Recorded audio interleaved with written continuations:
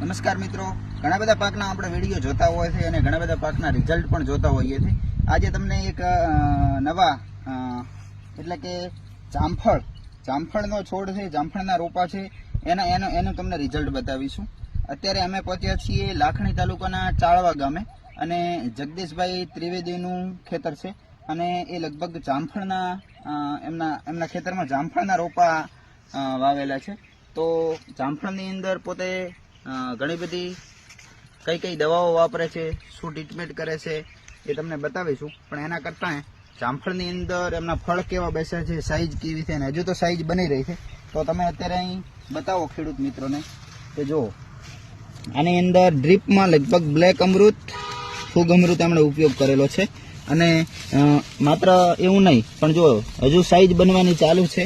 બહુ મસ્ત સાઈઝ છે, તમે સાઈઝ ચેક કરી શકો છો.